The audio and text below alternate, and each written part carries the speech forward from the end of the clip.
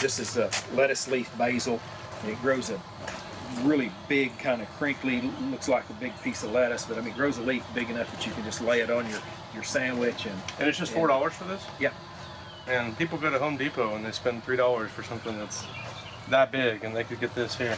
Yeah, and then this is a good variety. I mean, it does well here, and it's just not that well known. It's like a sweet basil or a Genovese basil, but it's just got this big leaf and it's a big bold plant with good strong flavor. And so, of course, this is a mosquito plant here. So one thing I've heard about this, I've read mixed things. Since some of the stuff I've said is said that this is a geranium and does not actually work to repel mosquitoes, because the thing that works is the eucalyptus or whatever, the lemon eucalyptus. There's all sorts of information out there, pro and con, but what I've found is that anything, and it's not necessarily the scented geranium, but anything that has a really strong fragrance to it, because the mosquitoes hone in on your exhaled breath, the carbon dioxide, and I think that the strong, like lavenders and the basils and rosemarys, any of that sort of stuff, I think it's strong enough that it confuses their sense of It's a scent masking. It's the same way it works in the garden. Exactly. It's scent masking your plants that you're trying to protect. So. Exactly, and you know what?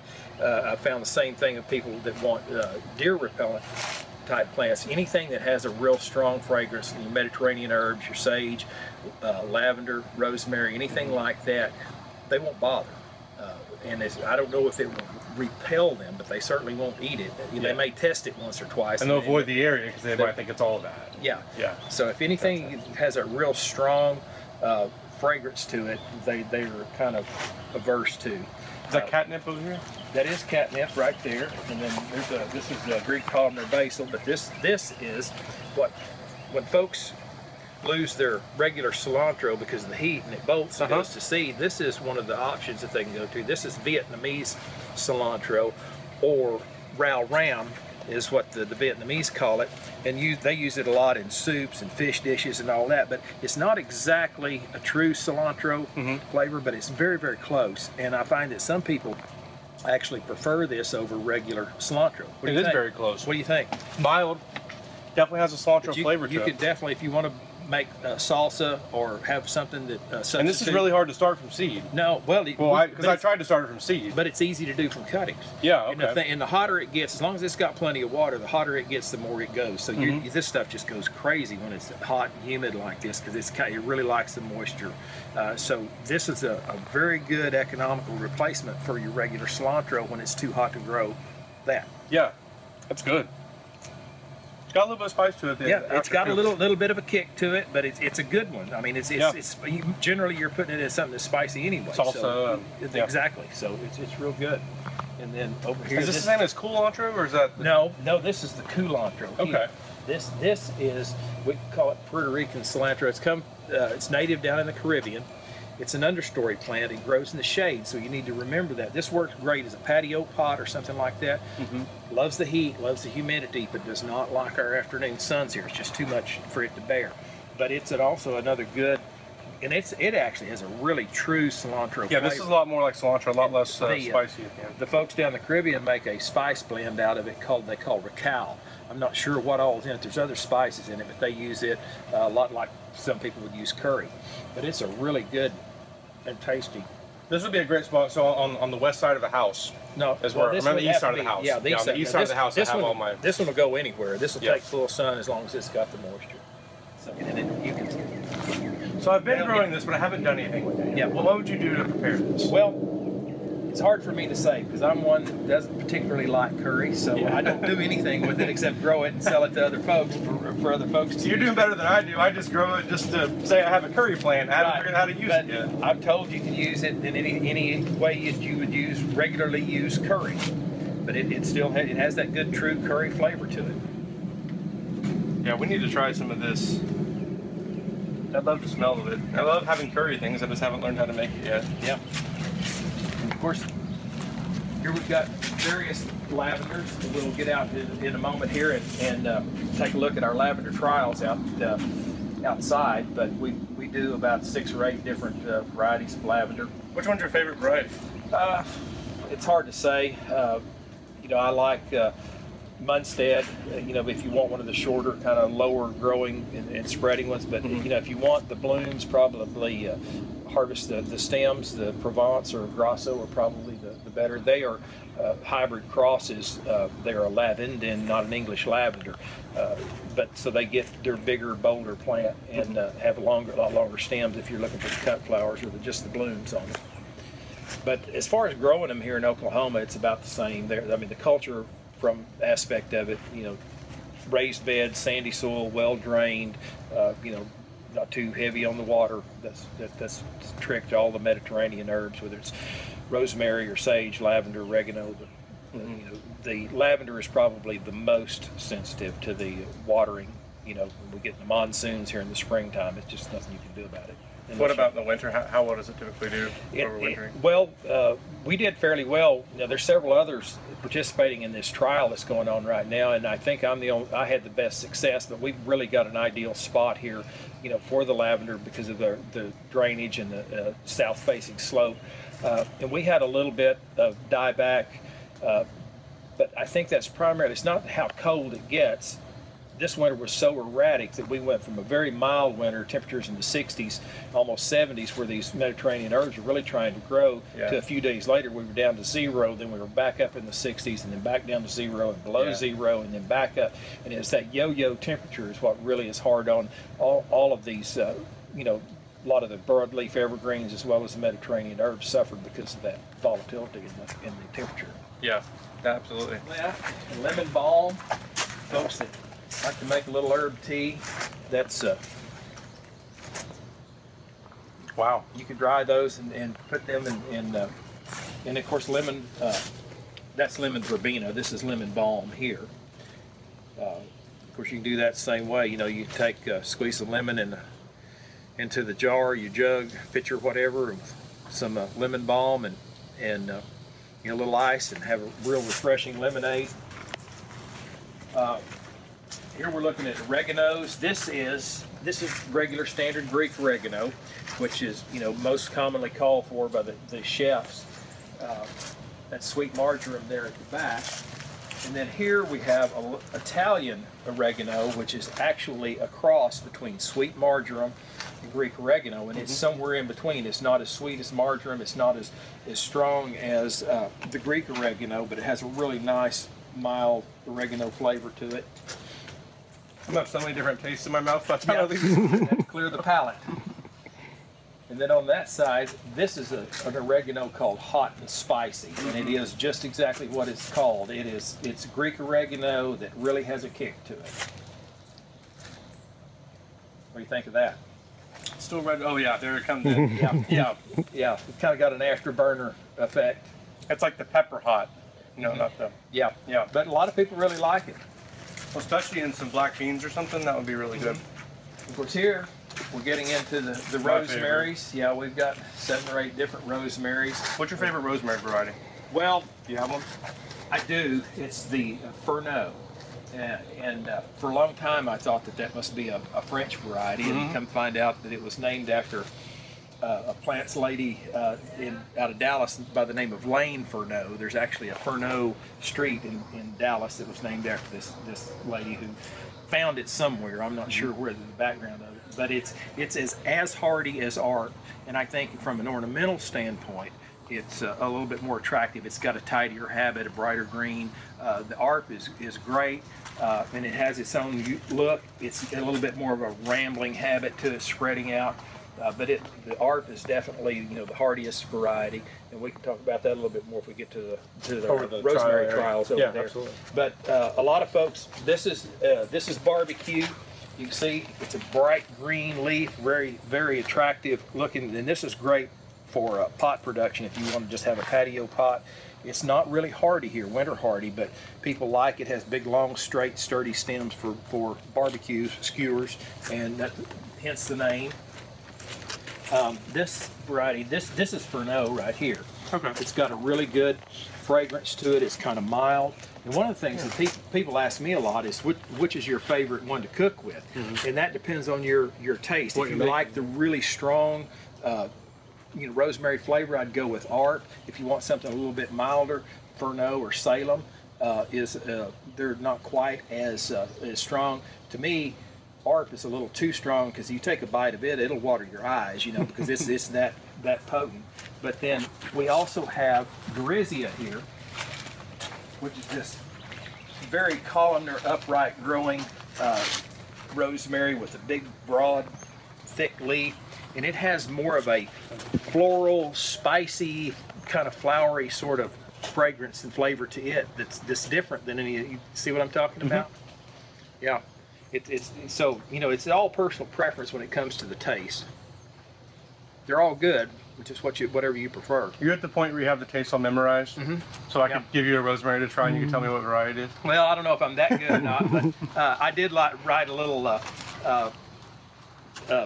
kind of an info sheet on the various varieties of rosemary that we do, and the difference, the culinary differences, and then also the landscape or aesthetic differences of them, how they grow, and the shape of the plant and that sort of thing. And this is what you started with, right? When you started the nursery, it was rosemary was your favorite thing to grow, right? Well, it kind of came about that way. It wasn't when we started out. When we first started, we didn't really know what we were going to do. We just knew we were going to grow, and then I had the opportunity to grow a lot of rosemary for commercial production. I was approached for some commercial operators that were out in Texas that needed planted large acreages. We did the cuttings for them because they wanted. You couldn't grow it from seed; it's too erratic and poor germination on it. So we were actually propagating cuttings that were then transplanted into the field for commercial production. We've got some bay laurel here. Anybody that likes, I've never had bay. Oh, you got to have bay laurel in your stew. Oh, bay leaves, right? Yeah. Okay. Yeah. This is one thing we have not grown any of, so Well, it's a slow crop. It is a tree, and it takes a while, and it's not. People do winter it over and grow it here outside, I'm told. I haven't actually seen that. I mean, we've got some that are stock plants that are up in the other end of the greenhouse, that are in 7 to 10 gallon pots that we just leave them in the greenhouse and take cuttings off of those. But it's a very slow growing tree. It's real easy to maintain in a pot, on the patio or something like that. So that's really the best way to do it. Bring it inside in the winter? Yes, and then bring it inside. And then over here on the other side, we've got mints. I don't know, 8 or 10 different mints. There's the basics. We've got blue balsam peppermint. We've got the Kentucky Colonel spearmint for your mint juleps. We've got mojito mints for your mojitos. We've got lime mint, orange mint, apple mint, pineapple mint, candy mint, chocolate mint. So if you need mint, we can fix you up. We don't have every one of them, but we've got a lot of them. I love to take mint and put it in a jar with. So what I do is I take cucumbers and I slice them up, and then I freeze them, and then I have little cucumber frozen ice blocks essentially. I put that in water and then throw mint in there with it too. Okay, and it's kind of my drink for the day. And right. I love to switch up all the different mints I use. So I have a different flavor whenever I get bored with. I'm tired of a certain flavor. Sure. This is, you probably use this. This is one of my favorite Mexican herbs. It's epazote. No, I've never heard of this either. Okay. How do you use it? Well, it's a spice that can be added to most any of your Mexican foods or southwestern New Mexico foods, but it's particularly good in beans. It's a good flavor for beans. If you this is the place to go if you want to buy cooking herbs. That's for sure. If you like the cucumber flavor and don't have any cucumbers on hand, if you've got lovage, you can substitute that. And this is a perennial. So, you just buy this one time and you're good. Yep. It's is this hardy in the winter? Yeah, it sure is. Of course, fennel and dill, like Italian sausage, and then obviously pickles. But basils we do. It's our main herb crop. Look at that honeybee circling there, working on that. The honeybees love the basils, especially the African blue basil. Do you pinch them off as you're starting them? No, generally not. I mean, I put multiple seeds in a pot, and we just direct sow on the. Of course, with African blue basil and the Greek columnar, those are vegetative, so they have to be done for cuttings. But on the regular, sweet Genovese, the purple basils, Thai basils, those are all lemon, lime, done from seed. Now this is the Genovese. This is your typical pesto basil. You get some of this planted in the field, so I start making pesto. One of the things that I want to experiment with is just taking each variety and making pesto with it, and see what kind of variations that we can come up with, and then write down the recipes and make that available to folks that are into pestos, because there's more to it than just Genovese basil and pinon nuts and olive oil. You can get a lot of these. I just think that pesto made with the lime basil would be really good. It might not be, but I'd love to try it, see, find out. A lot of people really like the licorice flavor in the Thai basil as well. Oh, I love Thai basil. Yeah. And then we've got cinnamon basil here. The thing about cinnamon basil is it's got these really strong, upright stems, and it makes a very good cut flower as well. So if you need a bouquet for your dinner table, you can use some cinnamon basil. And on this side, we've got thymes, all kinds of thyme. We've got lawn thyme for walking on, or use it for ground covers, and then we've got culinary thymes, just ornamental thymes like the silver thyme, lemon thyme. I remember you mentioning this one in your Uga presentation. What was it about this one that you like so much? Well, it's colorful. You could put this thing in a pot and it stands out. Whereas the thymes, generally speaking, are just they're not that spectacular from an ornamental standpoint, but the silver thyme will stand out because of the bright variegation on the plants. And here we go with French tarragon. I have so many different tastes in my mouth right now. Yeah. And But it's nice that we started off with the spices. Yeah. And then we kind of toned tapered down along the way with the basil. Now we're to thyme, and it's kind of brought me back to normal. So yes. And but this is true French tarragon, and quite often I have people say, I got this tarragon and it has no flavor. That is grown from seed. It's Russian tarragon, and it's literally useless in a culinary. That is so good because it just. I've never had this before. You never had tarragon? Mm-mm. Tell you what, you can take. There's a chicken dish. I can get you the recipe to it, but you basically take chicken breast, chunk it up, saute it, a little oil and garlic. Throw together a white sauce, and then as it's all at the end, everything's done. You want to toss everything together with a handful of torn up tarragon and about a handful of green seedless grapes that you've quartered up, and just throw those all in a little bit of parsley, and it's literally a 15 or 20 minute dish, and it's just absolutely delicious. This tastes incredible, and it gets better tasting the longer it's in my mouth. Right. Yes. I love this. For folks that are trying to cut down on their sugar, we've got stevia, and you can. How much of it do you have to use so if you wanted to put this in a tea, for example? Well, you're asking the wrong person, because I don't drink tea, nor do I put sugar in it when I do drink tea. But to me, it's pretty potent. It is. Wow, that is sweet. But you can dry that and use it, or you can just use it fresh. Wow. Don't eat two leaves of that. It's overpowering. Well, I'm not that much on. I gotta get some tarragon now. Get some tarragon, wash it out. Gotta bring it back down to neutral. And then we're back up to the sages. Now this is white sage, Salvia apiana. This is native to the southwestern United States, and this is one of the Native American ceremonial herbs that's used to make smudge sticks and various things out of. It's not a culinary herb, or release-wise, I don't think that it is. It might taste a little rough, but there's pineapple sage, and then various ornamental sages that all have traditional sage flavor. They would all work to make your sausage taste good, but they're the variegated, golden variegated there, and then the purple and the tricolor. Is the purple the flowers are purple that come from it?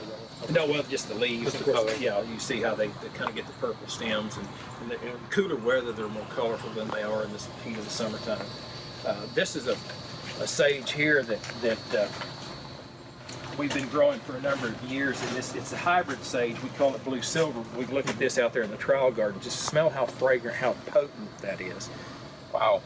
And it's also a great ornamental. It gets big. I mean, it gets 3 feet tall and blooms all summer, off and on all summer, but it's just really very fragrant, strong flavor to it, if you like that much sage. I'd like to learn more about, you know, what herbs go best with different things and different ways of cooking. It's something that's an interest of mine.